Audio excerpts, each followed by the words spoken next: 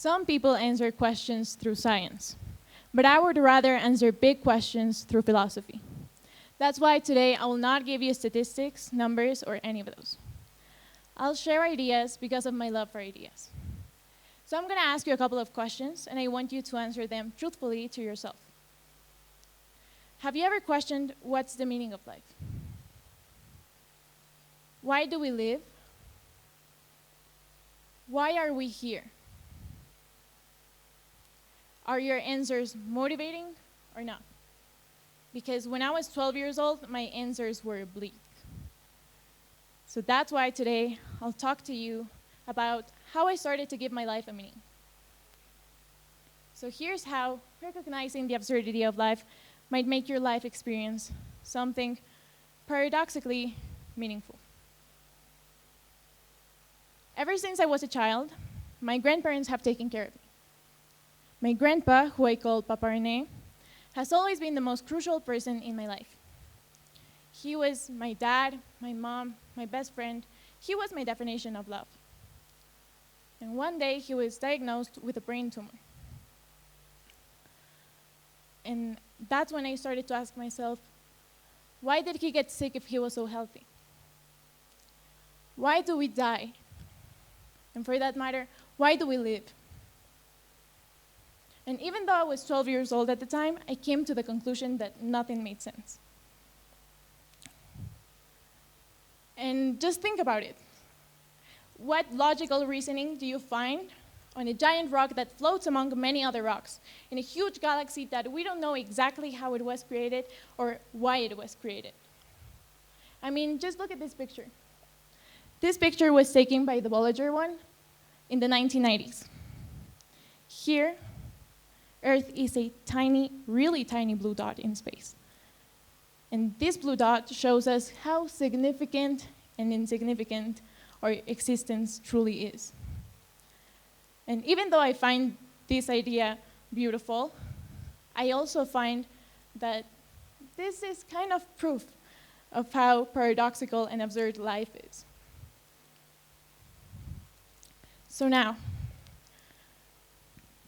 I'm going to tell you what is the absurd according to Albert Camus, my favorite philosopher, the one I found comfort in.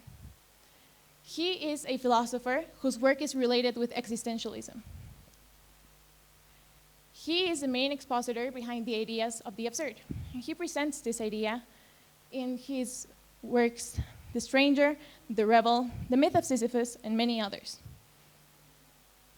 I must admit that I saw what I thought I couldn't share with anyone, this way to approach life in his writing. And trust me, he's a really difficult man to understand. So, what is the absurd? According to him, well, Camus defines life as absurd. Why? He defines life as absurd because we won't ever truly know why or how we're here, why we exist. So he thinks that even though science and technology advance, we will never truly find an answer. And that means that it is a waste of time to seek meaning in a meaningless existence. And on this note, he wrote The Myth of Sisyphus.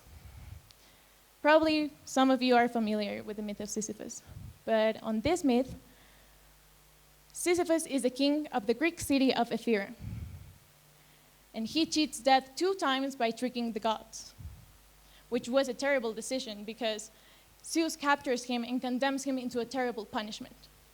He had to push a boulder up a hill, but every time he was about to reach the top, the boulder would fall back down.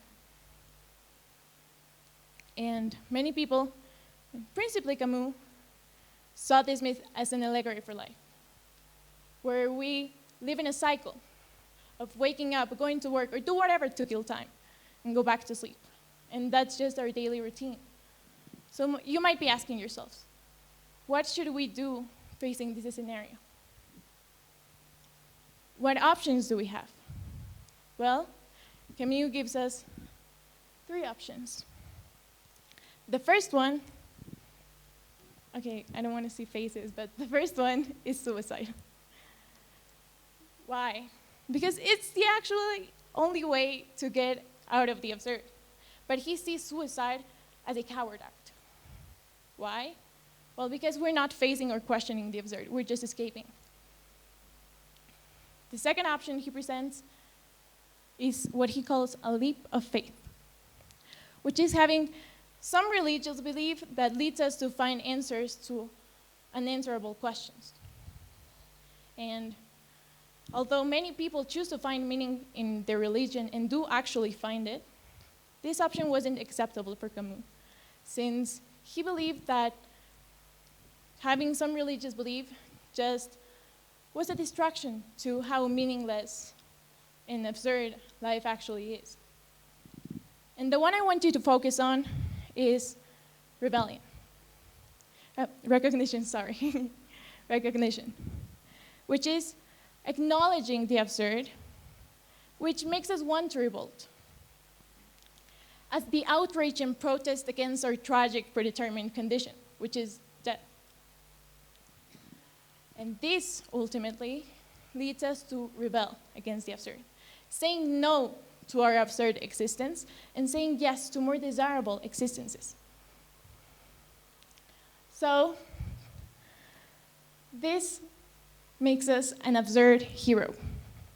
What is an absurd hero? Well, Camus calls an absurd hero the person that rebels against the absurd and does not give up to it by suicide or distractions.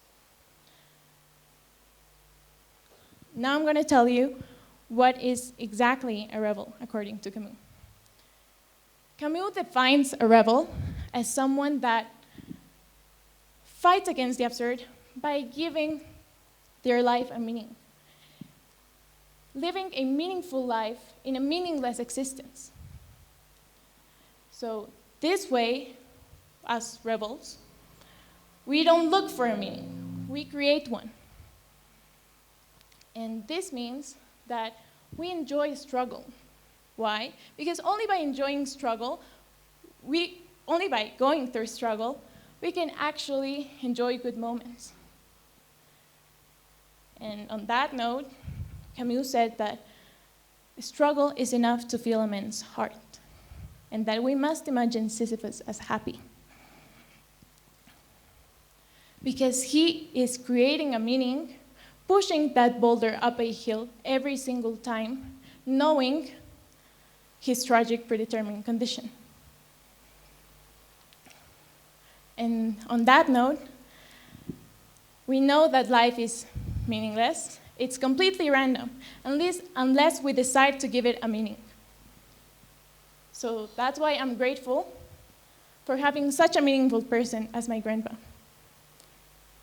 And for having able to exist in such a meaningless existence and random existence at the same time as him. Now, us rebels, we don't have to impose rebellion on everyone around us. And we don't have to be extreme, like, we can't just step in front of the line at the bank because we're rebelling against the system and blame it on Camus. But we have to rebel to create a more desirable existence. Live to create a more desirable existence for all.